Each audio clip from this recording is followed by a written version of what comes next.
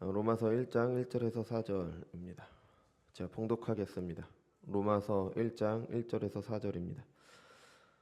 예수 그리스도의 종 바울은 사도로 부르심을 받아 하나님의 복음을 위하여 택정함을 입었으니 이 복음은 하나님이 선지자들을 통하여 그의 아들에 관하여 성경에 미리 약속하신 것이라. 그의 아들에 관하여 말하면 육신으로는 다윗의 혈통에서 나셨고 성결의 영으로는 죽은 자들 가운데서 부활하사 능력으로 하나님의 아들로 선포되셨으니 곧 우리 주 예수 그리스도시니라. 아멘. 기도하겠습니다. 거룩하고 존귀하신 주님, 은혜와 사랑을 감사드립니다. 주님의 거룩한 날 허락하셔서 공예배로 함께 모여서 하나님께 예배드릴 수 있게 하신 은혜 감사드립니다. 주님, 저희들 이 시간이 주님의 그리스도의 보혈의 공로에 힘입어 우리가 하나님께 나아가는 귀한 시간인 줄 알고 늘 감사하는 마음으로 이 자리에 나오는 자들 될 수 있도록 인도하여 주옵소서. 이 시간 주님의 말씀 듣는 시간입니다. 다윗의 혈통으로 오신 우리 주 예수님께서 그 말의 의미가 어떤 것인 줄 알고 우리가 우리의 삶 가운데 그것을 믿는 사람으로 살아가는 저희가 될 수 있도록 인도하여 주옵소서. 감사드리며 사랑이 많으신 예수님의 이름으로 기도드렸습니다. 아멘. 이단을 상담하는 그 인터넷 카페가 있습니다. 그래서 제가 가끔 들어가서 글을 보는데 가끔이 아니라 거의 자주 들어갑니다. 성도님들이나 아니면은 교회 다니지 않으시는 분들이 어떤 생각을 하고 고민을 하는지 제가 궁금해서 주로 보죠. 그래서 글은 남기지 않고 고민들을 주로 봅니다. 그래서 이런 고민을 하시는구나 그래서 생각을 하죠. 네, 안타까운 것은 좋은 조언도 많지만 이제 잘못된 조언을 하는 경우가 있다는 겁니다. 그래서 제가 운영하는 게 아니니까 제가 들어가서 맞다 틀리다 말하는 것이 옳지 않아 보여서 이제 남기지는 않지만 그래도 좀 안타깝습니다. 그래서 이런 글을 보면서 이런 생각을 했어요. 그러니까 저런 것은 원래는 교회에다 물어봐야 되잖아요, 그죠? 문제가 성경이나 아니면 신앙 상담을 교회에다 물어봐야 되는데 왜 교회는 묻지 않을까? 당연히 교회가 제 역할을 하지 못해서 그런 거겠죠. 그러니까 오죽하면 교회가 성경 안 가르치고 다른 일에 열심이라서 그런 겁니다. 그래서 오죽하면 이단들이 성경을 가르쳐 주겠다면서 이렇게 나오잖아요, 그죠? 교회 입장에서 보면 참 비참한 현실이죠. 아니 이단이 와서 성경을 가르쳐 주겠대요. 그러니까 얼마나 교회가 안 가르쳤으면 교회 이단들이 그렇게 얘기를 하겠어요. 교회가 얼마나 제 역할을 안 했으면 그럴까요, 그죠? 아니면은 어떤 이유로 교회를 믿지 못하게 되셨기 때문에 교회가 아닌 다른 곳에서 이제 답을 구하실 겁니다. 그래서 이런저런 생각을 하다가 이제 매주 월요일에 저희 교회 매주 월요일에 오후 7시에서 9시 사이에 이제 궁금한 것을 이제 물어보셔도 좋고 아니면 대화할 수도 있고 이런저런 신앙 상담이라든지 아무거나 어떤 얘기든 간에 그냥 서로 대화를 할 수 있는 시간을 가지려고 합니다. 그래서 제가 저기 뒤에 있는 브레덴코에 가서 이제 7시에서 9시까지 기다리고 있을 거고요. 미리 연락을 주고 오시면은 더 좋고 그래서 우리 교회 성도님들이 오셔도 좋고 아니면은 주변에 이제 여러 가지의 교회에 대해서 궁금해하시는 분들도 계실 거고 아니면은 뭐가 맞는지 이렇게 궁금해 보시는 계시다면은 이제 알려주셔서 이제 같이 오셔서 그렇게 대화하는 시간을 가졌으면 좋겠습니다. 그래서 이거는 광고 때 자세히 말씀드릴 거고요. 그래서 그 인터넷 카페에 보면 이제 이런 질문이 있어요. 어떤 분이 나는 도저히 예수님을 믿을 수가 없다. 그러니까 예수님께서 정말 이 땅에서 사셨고 성경에 기록된 일들을 행하시고 가르치셨는지 나는 믿어지지가 않는다. 내가 성경 내용 다 알고 그런데 도저히 믿어지지가 않는다. 이런 고민을 올리셨습니다. 그래서 저는 이런 고민을 한다는 게 저는 좋게 봅니다. 그래서 적어도 내가 뭘 믿어야 되는지는 고민을 하고 뭐가 옳은지에 대해서 고민을 하시기 때문에 좋다고 보여요. 근데 어떤 분이 그 글에 대해서 이렇게 답을 하셨어요. 과거의 예수는 중요하지 않다. 2000년 전의 예수보다 더 중요한 것은 예수님의 가르침이 지금 나에게 어떤 의미가 있는지가 더 중요하다. 그게 중요하지 예수님이 이게 중요한 게 아니다. 그럴듯하죠. 근데 여기에는 문제가 있습니다. 근데 몇 번이나 말씀드렸듯이 우리의 믿음은 사실에 근거합니다. 그죠? 그러니까 우리는 하나님께서 세상을 창조하셨다는 사실을 믿는 거죠. 그 사실이 없다면은 하나님께서 세상을 창조하지 않으셨다면은 하나님께 거역한 게 죄가 아닌 거예요. 하나님께서 세상을 창조하셨기 때문에 하나님께 거역한 게 죄가 되는 거죠. 만약에 하나님께서 세상을 창조하지 않으셨다면 아담과 하와가 하나님을 거역한 게 아닌 게 되는 거죠. 그럼 모든 사람들은 죄 중에 태어나지 않게 됩니다. 그럼 예수님이 필요가 없죠. 죄 사함을 위해서 예수님이 뭐가 필요해요? 사람들이 죄가 없는데. 그러니까 하나님께서 세상을 창조하셨기 때문에 하나님께 거역한 게 죄고 그 죄가 해결하기 위해서 예수님께서 우리에게 오신 거죠. 그러니까 하나님께서 창조하셨다는 그 사실이 중요합니다. 그것뿐 아니라 성경이 말하는 것들은 모두 다 사실이고요. 그 사실을 통해 우리에게 계시하는 바가 있기 때문에 이 성경 자체가 우리에게 중요하지, 뭐 이 하나님의 말씀이 나에게 어떤 의미가 되는지는 2차적인 거예요. 2차적인 거. 먼저는 이 하나님의 말씀이 사실이라는 것이 중요해요. 예수님께서 십자가에 달려 죽으신 게 사실이 아니다. 그럼 우리는 아직 우리의 죄사함을 위한 어떠한 것도 없어요. 근거가 없어요. 그럼 우리는 여전히 죄값을 해결해야 되는 입장이 되는 거죠. 그러니까 내게 맞는, 내 마음속에 감동이 되는 게 아니라 성경이 증언하는 역사적 사실 속에 있는 그 예수님을 알고 믿어야 되는 거죠. 그 역사적 사실이 바로 성경에 기록되어 있고요. 그러니까 바울이 말하는 것처럼 하나님의 복음은요, 어느 날 갑자기 하늘에서 뚝 떨어진 게 아니에요. 하나님께서 성경에 미리 약속하신 겁니다. 뭐 과거에서 배워야 된다 이런 의미가 아니라 분명한 역사적 사실이 하나님의 언약과 그 언약의 성취를 증언하고 있고요. 그걸 통해서 하나님께서 우리에게 계시를 주신 거죠. 그래서 사실을 알고 믿어야 되는 겁니다. 그래서 오늘은 바울이 이것을 어떻게 설명하는지 이제 오늘 본문을 통해서 이제 조금 더 자세히 살필 건데요. 이제 우리가 보고 있듯이 이제 이 서론을 좀 길게 하는데 이게 전체적인 내용을 서론에서 말을 해주고 있기 때문에 우리도 전체적인 내용을 좀 이렇게 살피고 그 다음에 좀 이렇게 진행을 하려고 해요. 그러니까 지금은 그 뒤에 나오는 이 로마서를 이해하기 위해서 우리가 기본적으로 이렇게 쌓고 있는 겁니다. 이게 쌓여 있으면은 이제 로마서가 좀 더 쉽게 이해가 되는 거죠. 바울은 자신이 하나님의 복음을 전하기 위해서 사도로 부르심을 받았다고 얘기를 했어요. 근데 그 하나님의 복음은 사람의 복음이 아니라 하나님의 복음이었죠. 그럼 그 복음이 무엇이냐? 우리가 지난주에 본 것처럼 이 복음은 하나님이 선지자를 통하여 그의 아들에 관하여 성경에 미리 약속하신 것이다. 그러니까 복음은 아들입니다. 그의 아들. 근데 그의 아들에 관하여 성경에 미리 약속하시고 그 약속을 이루신 게 바로 복음이 되는 거죠. 여기까지가 우리가 지난주에 본 거고요. 그러면 그게 선지자들을 통해서 성경에 기록되었죠. 그러면 3절과 4절이 그러면은 하나님께서 성경에 미리 약속하신 그 아들에 관한 게 무엇인지를 얘기를 해주는 거예요. 무엇이냐? 육신으로는 다윗의 혈통에서 나셨고 성결의 영으로는 죽은 자들 가운데서 부활하사 능력으로 하나님의 아들로 선포되셨으니 곧 우리 주 예수 그리스도시니라. 그러니까 하나님께서 약속하신 것은 우리 주 예수 그리스도십니다. 근데 예수님에 대해서 무엇을 약속하셨냐? 성육신과 부활입니다. 다윗의 혈통에서 나셨고 부활하심으로 하나님의 아들로 선포되셨다. 이게 바울이 전하는 하나님의 복음이고요. 선지자들이 성경에 기록했던 것이고 하나님께서 성경에서 미리 약속하신 거라는 겁니다. 예수님의 성육신과 부활이 되는 거죠. 그리고 이것을 믿는 게 우리가 복음을 믿는 거죠. 그러니까 성경이 이게 복음이라고 얘기를 하잖아요. 그러니까 우리가 복음을 믿는다면 이걸 믿는 거예요. 예수님의 성육신과 부활. 근데 어떤 분들은 예수님을 믿는다고 하는데 잘못된 걸 믿는 것처럼 보입니다. 어떤 분들은 뭐 예수님의 이름에 능력이 있다. 그래서 예수 이름으로 귀신아 물러가라 하면 물러간다 이렇게 얘기를 해요. 이걸 믿음이라고 오해를 하는데 아니에요. 영화를 보면은 뭐 물에다가 예수님의 이름으로 기도했더니 그 물이 무슨 신성한 능력이 생겨서 마귀들을 물리친다? 이런 내용이 비슷하게 나오고 뭐 무슨 은 총알에 십자가를 새기면 그게 능력이 생겨서 마귀들을 물리친다? 이게 예수님의 이름에 능력이 있다는 게 이런 게 아닌 겁니다. 이걸 믿으라는 게 아니에요. 사도행전 19장에 보면은 이런 사람들이 있었어요. 그러니까 예수님의 이름을 주술적인 능력으로 사하다가 낭패를 본 스게와 7 아들들이 나와요. 스게와 7 아들들. 그들이 이제 사도들이 예수님의 이름으로 이제 악한 영을 쫓아내려고 하는 걸 보고 자기들도 하려고 이제 합니다. 그래서 뭐라고 하냐면 예수의 이름으로 뭐 악한 영을 뭐 이런 식으로 했겠죠. 그죠? 이렇게 했더니 도리어 악한 영이 말합니다. 내가 예수도 알고 바울도 알거니와 너희는 누구냐? 도리어 악한 영한테 제압을 당해요.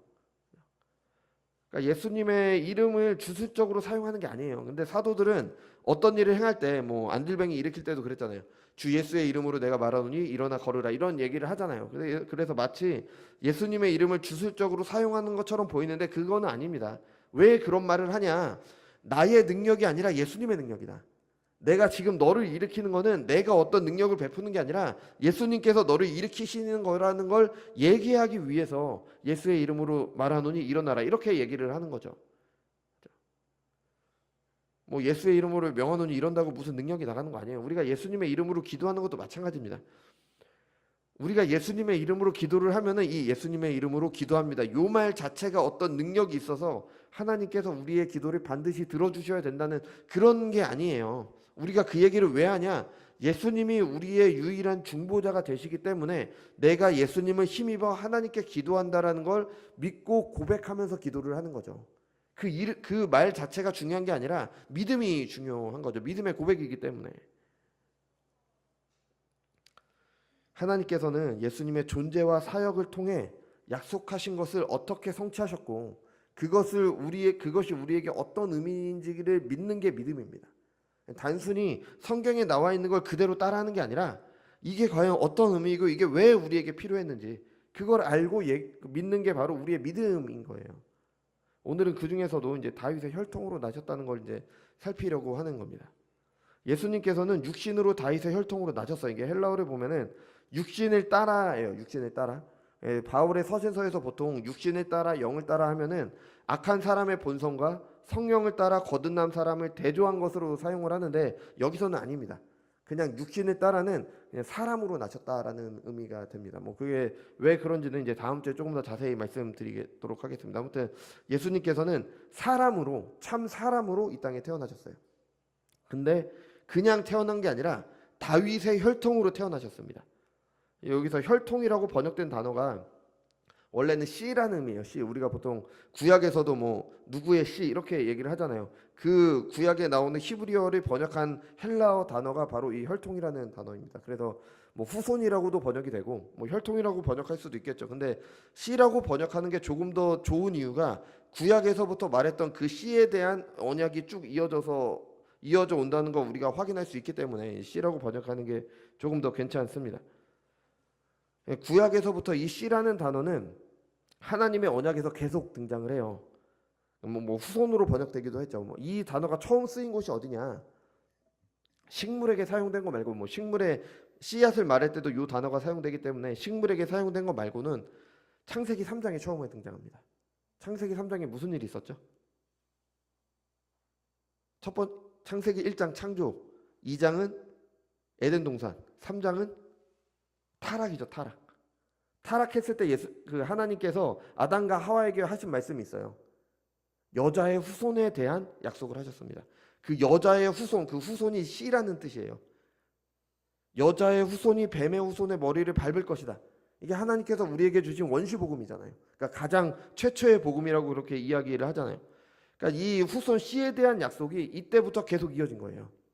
그래서 가인이 아벨을 죽였잖아요. 그러고 나서 아담에게 셋이라는 아들이 태어났어요. 그때 아담이 이렇게 말합니다.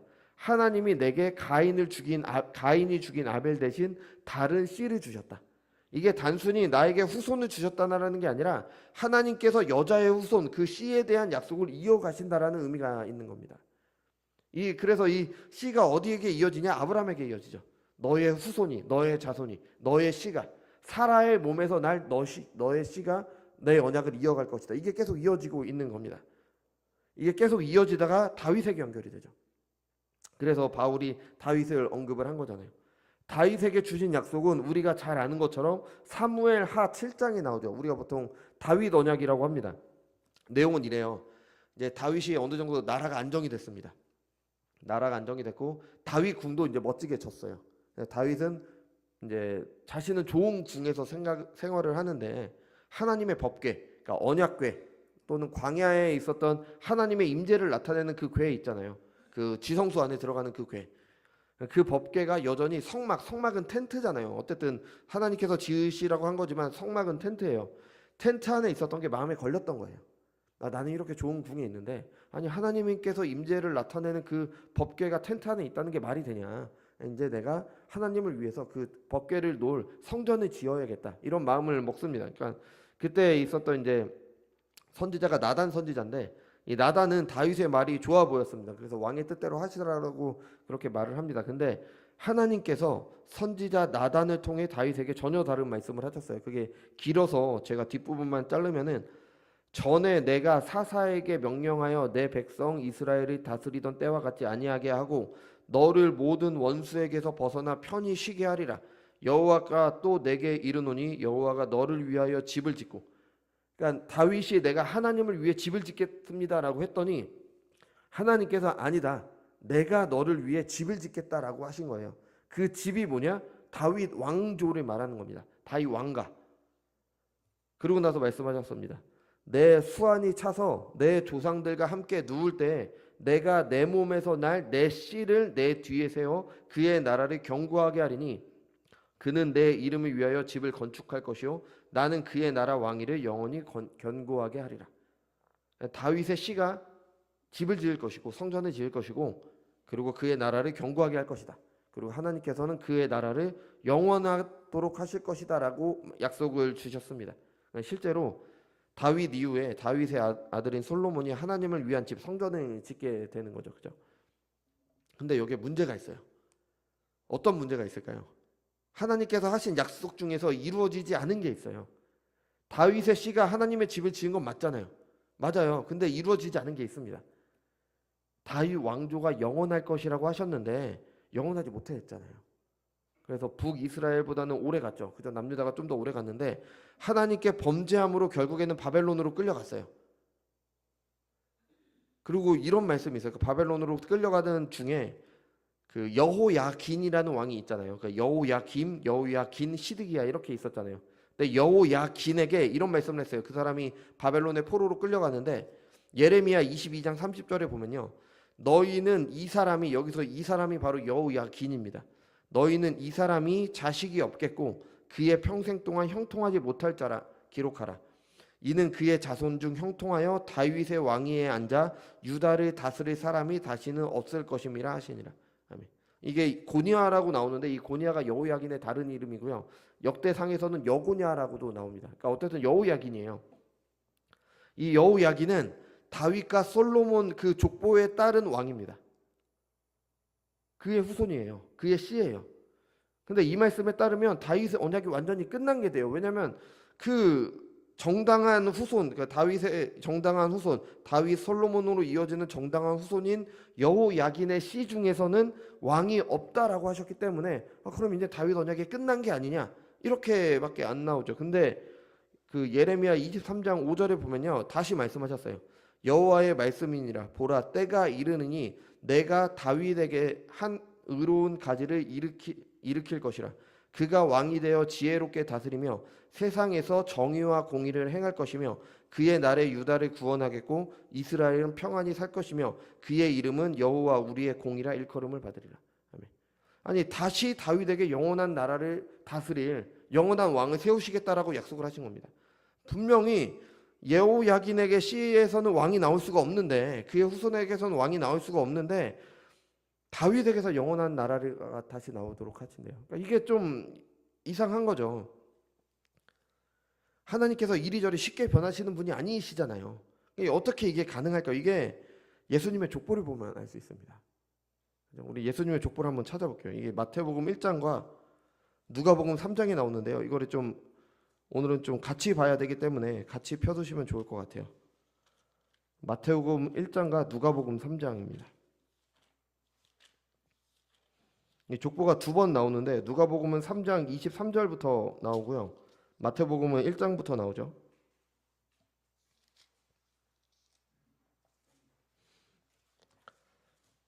마태복음 1장에 보면은 아브라함부터 시작을 하죠. 아브라함부터 시작을 해서 쭉 이어지다가 6절에 보면요. 이새는 다윗 왕을 낳으니라. 다윗은 우리아의 아내에게서 솔로몬을 낳고, 그러니까 다윗 다음에 솔로몬으로 이어집니다. 그죠? 근데 누가복음을 보면 그리고 12절에 보면은 바벨론으로 사로잡혀간 후에 여고냐, 여기서 여고냐가 바로 그 여호야긴을 말해요. 근데 이 여호야긴은 아들들이 모두 다 죽임을 당합니다. 그 포로로 끌려갈 때 그게 그 성경 기록에 나오죠. 그리고 나서 이제 스알디엘과 수룹바벨이 나오죠. 여고냐 다음에 스알디엘과 수룹바벨. 그리고 나서 이어지는 게 이제 16절에 보면은 야곱은 마리아의 남편 요셉을 낳았으니, 그러니까 야곱, 요셉, 예수 이렇게 이어지게 되는 거죠. 그죠? 이것을 기억하고 이제 누가복음 3장을 한번 보세요. 누가복음 3장을 보면은 그 이번에는 거꾸로 올라가요. 예수님, 요셉 이런 식으로 올라갑니다. 거꾸로 올라가는 족보인데 그 중에서 이제 31절을 보면요. 뒷부분에 보면은 그 위는 그러니까 맏자자요 그 위는 나단이요. 그러니까 맏다나의 아버지가 나단이라는 겁니다. 네, 나단 다음에 나단 그 위는 다윗이요. 아까는 다윗 다음에 솔로몬이었잖아요. 이번에는 다윗 다음에 나단이에요. 족보가 다릅니다. 이때부터 족보가 갈리게 돼요. 27절에 보면은 스룹바벨과 스알디엘이 나옵니다. 근데 아까 봤을 때는 여호야긴, 스알디엘, 스룹바벨이었잖아요. 그죠? 아까 마태복음 1장에서는. 근데 누가복음 여기 3장 27절에서 보면은 네리 다음에 스알디엘 다음에 스룹바벨입니다. 그러니까 뭔가 좀 다르죠. 뭔가 좀 그 족보가 좀 달라요. 그리고 23절에 보면은 예수님은 요셉의 아들이었잖아요. 요셉 위에 아까는 야곱이었잖아요. 야곱, 요셉, 예수님이었는데 이번에는 헬리입니다. 헬리. 그러니까 서로 다른 족보가 되는 거예요. 다른 족보가. 그러니까 다윗 이후로 이제 솔로몬의 족보가 다윗 이후로 이제 족보가 달라지는 거죠. 그러니까 마태복음은 솔로몬으로 이어집니다. 이건 뭘 나타내 주냐? 예수님께서 정당한 유다의 왕의 가문에서 태어나셨다. 그러니까 솔로몬이 정당한 왕위를 계승한 사람이잖아요. 그러니까 그 유다 가문의 왕의 가문에서 태어나셨다라는 걸 얘기를 해주는 거고요. 누가복음은 그러니까 여호야긴의 씨가 아닌 다른 다윗의 씨에서 예수님이 오셨다라는 걸 보여주고 있는 겁니다. 족보가 달라요. 왜 다르냐면 마태복음의 족보는 요셉의 족보입니다. 이 누가복음의 족보는 누구의 족보일까요? 솔직히 그 혈통으로 따지자면 예수님이 요셉과 관련이 있으세요? 예수님은 성령으로 잉태되셨잖아요. 그죠? 그러니까 요셉과는 그러니까 엄밀히 따지면 요셉과는 관련이 없어요. 이 누가복음의 족보는 누구의 족보일까요? 마리아의 족보입니다. 마리아의 족보. 그러니까 요셉의 아버지라고 나온 헬리가 장인어른이었던 거예요. 지금으로 말하면. 근데 이 그냥 아버지라는 단어를 사용을 한 거죠.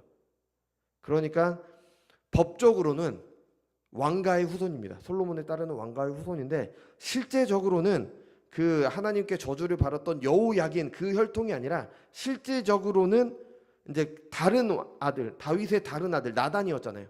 나단의 혈통을 통해서 예수님께서 오신 겁니다. 그러면은 아까 그 여호야긴 다음에 스알디엘이 나왔잖아요. 아까 말씀드렸듯이 여호야긴은 그 포로로 끌려갈 때 아들들이 모두 다 죽었습니다. 근데 이스라엘 율법 중엔 이게 있죠. 형이 아들이 없으면은 동생이 그 아들을 줘갖고 대를 잇게 해줬잖아요. 그러니까 스알디엘이 양자였습니다. 그러니까 원래는 네리의 아들인데 여호야긴의 양자로 들어갔어요. 그래서 스알디엘이 여호야긴의 족보에도 들어가고 네리의 족보에서도 나오게 되는 거죠. 이 스룹바벨도 마찬가지예요. 스룹바벨도 이 열왕기 상을 보면은 원래는 스알디엘의 아들이 아닙니다. 근데 스알디엘에게 아들이 없기 때문에 그의 이제 아들 그의 형제인 부다야의 아들인데 이 양자를 줘서 이제 아들이 되는 거죠. 그러니까 어쨌든 예수님의 족보가 이렇게 되죠. 그러니까 예수님은 요셉의 아들이시기 때문에 법적으로는 다윗, 솔로몬, 여호야긴, 야곱, 요셉, 그러니까 다윗 왕가의 가문에서 태어나신 겁니다. 법적으로는요. 근데 실제적으로는 예수님은 요셉과 관련이 없으세요. 마리아에게서 태어나셨으니까, 성령으로 잉태되셨으니까. 그래서 실제적으로는 다윗, 나단은 다윗의 다른 아들이에요. 그 사무엘서를 보면 나옵니다. 다윗, 나단, 헬리, 마리아로 이어지는 여호야긴과 관계없는 다윗의 씨의 후손으로 오신 겁니다. 그러니까 하나님께서 다윗에게 하신 언약과 예레미야를 통해 하신 말씀이 정말로 딱 맞게 그렇게 이루어진 거잖아요. 예수님께서는 정확하게 하나님께서 약속하신 대로 다윗의 씨로 왕으로 오신 겁니다. 근데 솔로몬 여호야긴이 아닌 다윗의 다른 아들 나단을 통해서 오시게 되는 거죠. 이걸 보면 우리가 뭘 할 수 있냐? 그러니까 우리나라에 뭐 예수님이 몇 분 계시다 막 그러잖아요. 그죠? 그 사람들 말이 다 거짓말인 겁니다. 적어도 내가 메시아라고 주장하려는 사람들이라면은 성경을 안다면은 적어도 내가 메시아라고 주장하기 위해서는 유다 지파에서 태어나야 되는 거예요. 다윗의 씨여야 되는 겁니다. 그것도 여호야긴의 씨는 아니어야 되는 거죠. 근데 그렇게 말하는 우리나라 사람 가운데 유다 지파 사람이 없잖아요. 다윗의 후손이 없잖아요. 그러니까 다 가짜인 겁니다. 다 가짜. 뭐 이걸 또 들으면 또 말도 안 되는 족보를 이렇게 꾸며갖고 뭐 어떻게 나올지 모르겠는데, 그러니까 그 누구도 성경에 분명한 약속이 있고 그 약속 그대로 오신 분이 예수님이세요. 그러니까 그 누구도 내가 하나님의 아들이라고 주장할 수가 없는 거예요. 적어도 다윗의 후손으로 태어나라고요. 적어도 다윗의 씨로 태어난 다음에 그 다음에 얘기를 하라고요. 근데 그런 사람 없잖아요. 그러니까 바울이 전한 하나님의 복음은 사람이 지어낸 게 아닙니다. 그냥 그리스 로마 신화 같은 것이 아니라 분명한 역사적 사실에 근거하고 있는 거예요. 그래서 아까 말씀드린 대로 내가 지금 느낀 예수님이 중요한 게 아니라 성경에 미리 약속대로 오신 그 예수님, 그 성경에 약속하시고 역사 속에 오신 그 예수님을 우리가 알고 믿어야 되는 거죠. 자, 그러면은 예수님께서 다윗의 씨로 세상에 오셨다는 게 무엇을 의미하는 걸까요? 뭐 예수님께서 왕으로 오신 거죠. 왕으로 오신 거. 그죠? 그러니까 하나님께서 다윗에게 하신 약속, 영원한 나라의 영원한 왕으로 오셨다는 걸 우리에게 말을 해주고 있는 겁니다.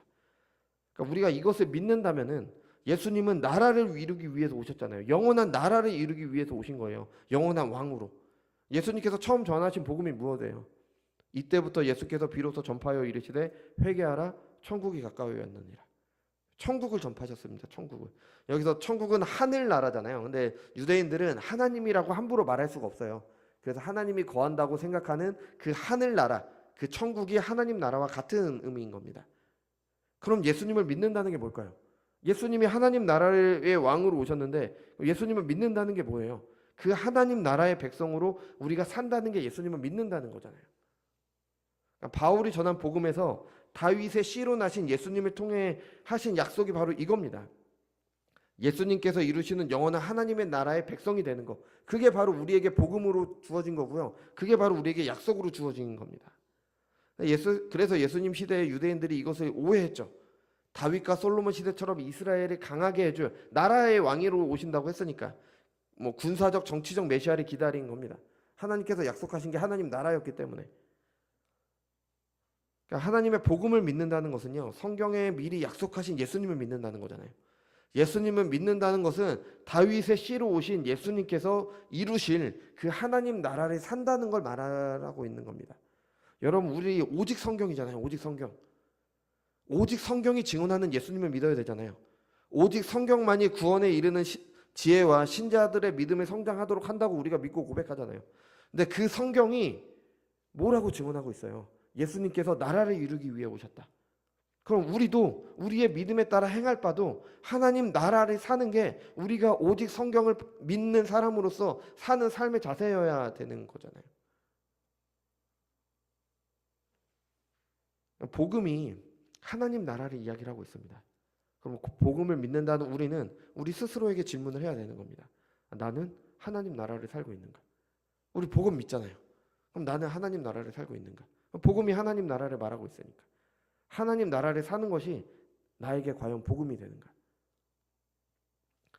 여러분, 하나님 나라는 어떤 곳일까요? 뭐 천국, 천당이라고도 하죠. 어떤 곳일까요? 불교에서는 극락이라고 하잖아요. 뭐 극락 왕생하세요. 뭐 이런 얘기 하잖아요. 그 극락이 천국과 같은 곳입니까? 뭐 세상 사람들 얘기하죠. 천국은 다 똑같이 있는데 가는 길이 다를 뿐이다.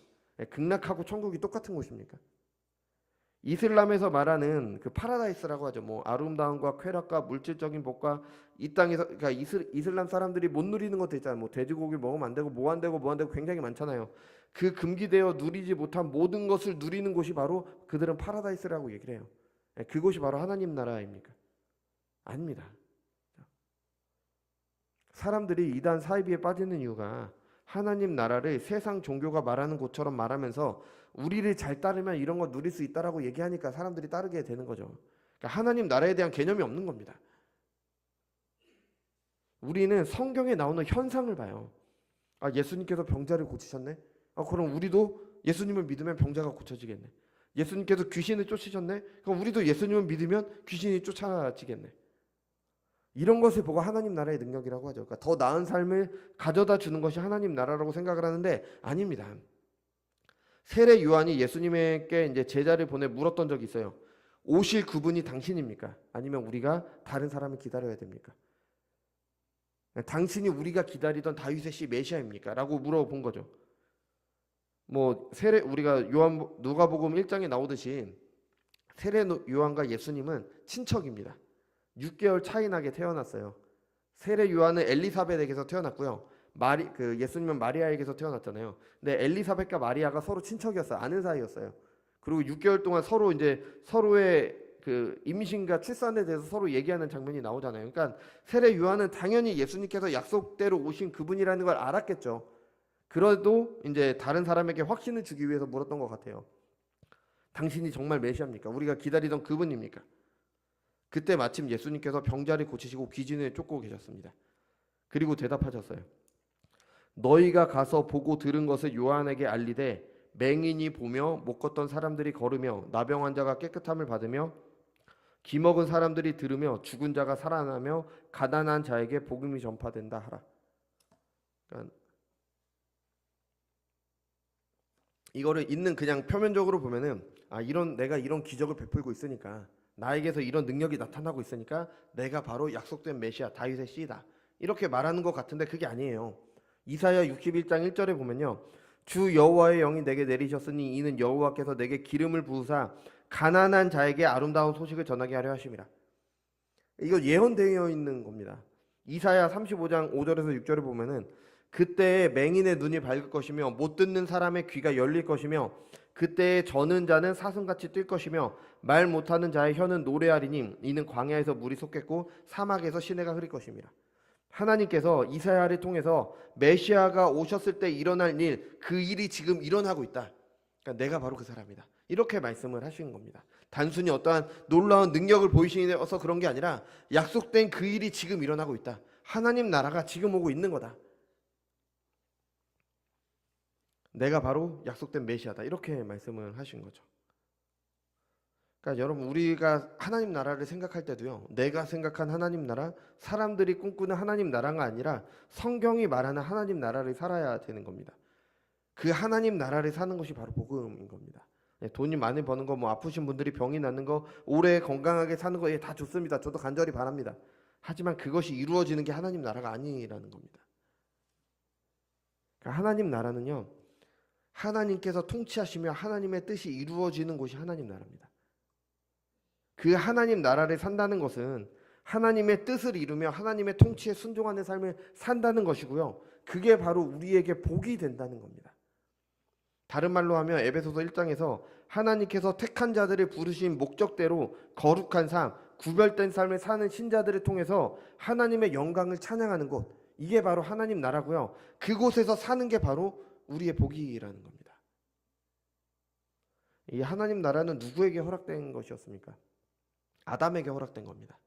아담을 창조하시고 아담을 통해 하나님 나라를 이루도록 하셨어요. 아담에게 주신 장소 에덴은 이것을 위한 장소였고요. 아담에게 하신 명령, 생육하고 번성하여 땅에 충만하라, 땅을 다스리라, 땅을 정복하라는 이 명령이 그 의미가 하나님께 순종하는 하나님 나라를 이루라는 명령이었습니다. 그 나라를 이루기 위해 아담은 하나님의 형상대로 지으심을 받은 하나님의 대리 통치자였죠. 그리고 선악과를 주심으로 여전히 그가 하나님께 순종해야 하는 위치에 있다. 네가 하나님 나라를 이루어야 되는데 그 나라는 하나님께 순종해야 되는 나라라는 걸 알려주고 계신 겁니다. 이 모든 것으로 아담이 이루어야 되는 것은 하나님 나라였죠. 에덴에서부터 시작해서. 근데 우리가 알다시피 아담은 그것에 실패했습니다. 하나님께 불순종했죠. 그 나라를 다시 이루기 위해 오신 분이 바로 예수님입니다.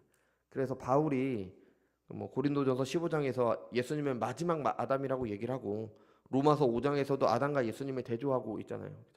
그래서 제가 성경 구절 찾냐고 마지막 아담을 인터넷에 검색했더니 그 하나님의 교회라는 이단 있잖아요. 거기에서 그 교주가 마지막 아담이라고 그렇게 이야기를 하더라고요. 그러니까 성경을 안 보는 거예요. 다윗의 씨여야지 마지막 아담이 되잖아요. 그분은 유다 지파도 아니고 나단의 후손도 아니잖아요. 그죠? 그러니까 아담에게 맡겨졌던 그 하나님 나라를 이루신 분이 바로 예수님이십니다. 우리가 그 나라를 사는 게 왜 복음이냐?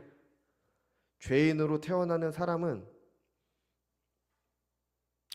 죄인으로 태어나는 사람은 이건 그 하나님 나라를 이루실 수 없기 때문에 참 사람으로 다윗의 씨로 영원한 나라의 왕으로 태어나셨지만 예수님께서는 죄는 없으셨습니다. 그래서 죄인들의 죄를 대신하심으로 그들을 거듭나게 하셨습니다.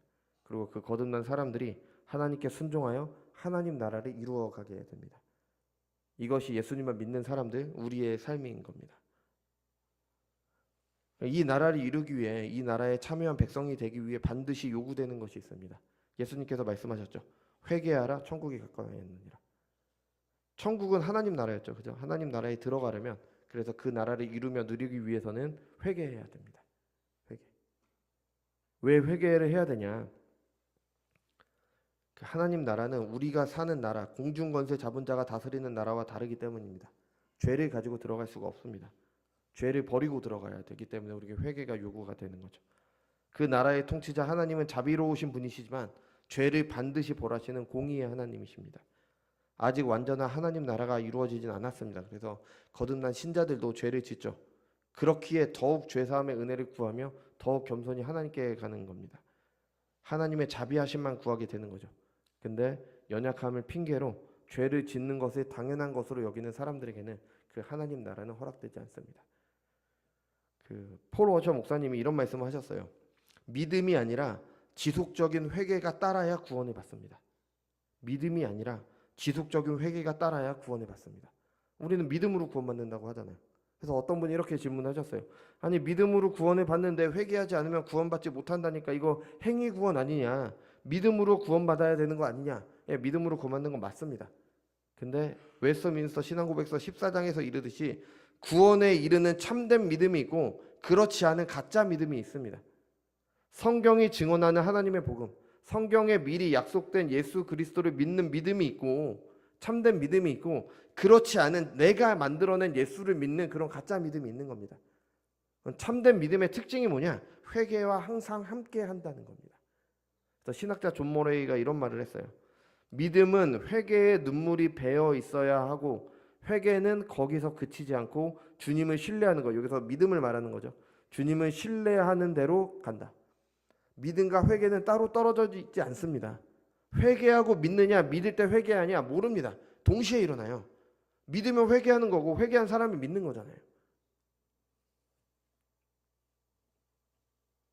믿음이 자라감에 따라서 우리는 우리의 죄를 계속 회개하게 됩니다.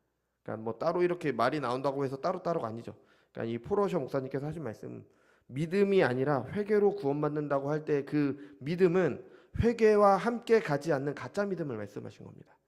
그리고 가짜 믿음이 교회 안에 많기 때문에 교회들에게 많은 문제들이 생긴 것이다. 그게 뭐 그분에게는 미국 교회겠죠. 미국 분이시니까. 그러니까 미국 교회 문제다. 아마 전 세계 교회 문제일 겁니다.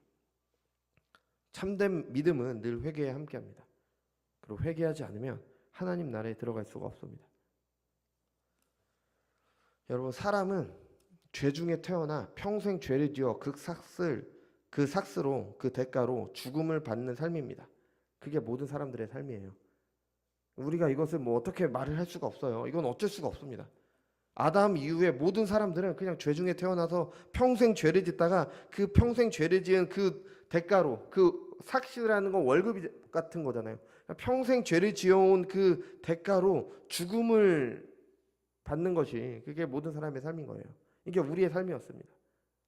내가 왜 태어났는지, 내가 무엇을 위해 창조되었는지는 모른 채 스스로 아무런 의미 없이 살다가 그렇게 죽는 존재로 만들고 있는 게 이게 바로 사람의 비참함인 겁니다.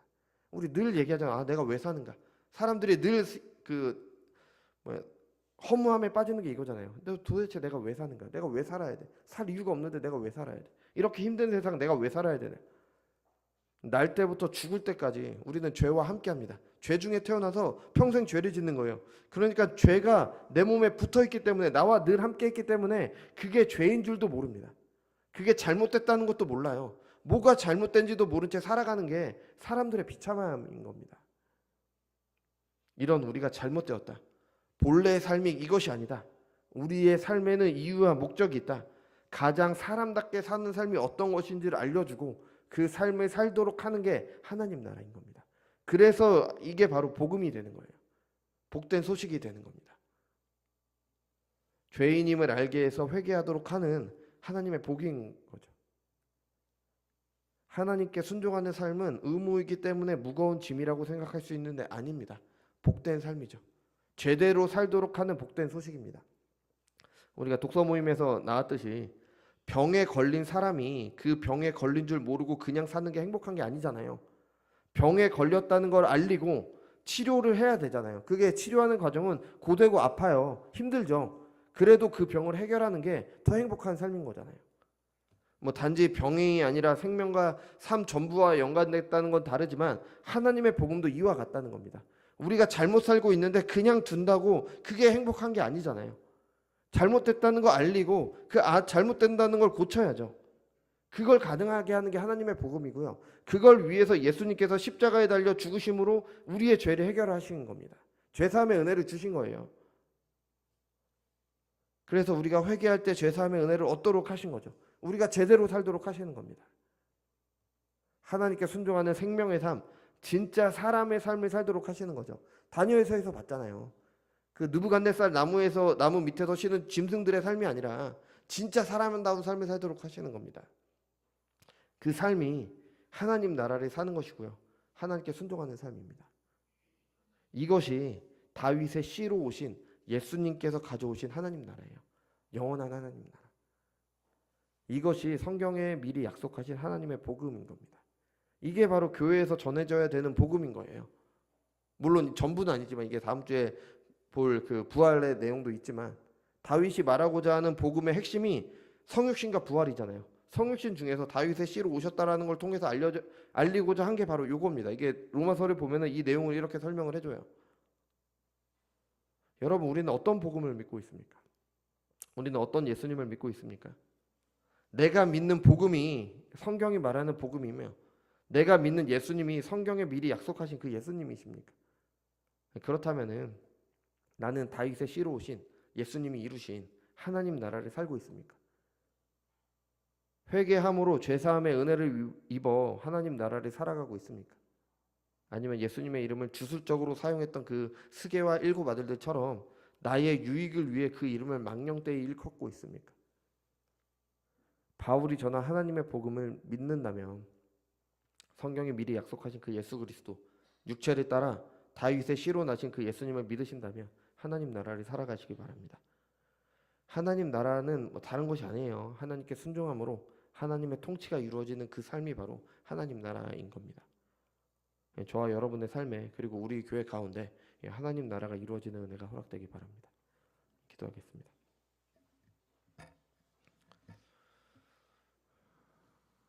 거룩하고 존귀하신 주님, 오늘은 다윗의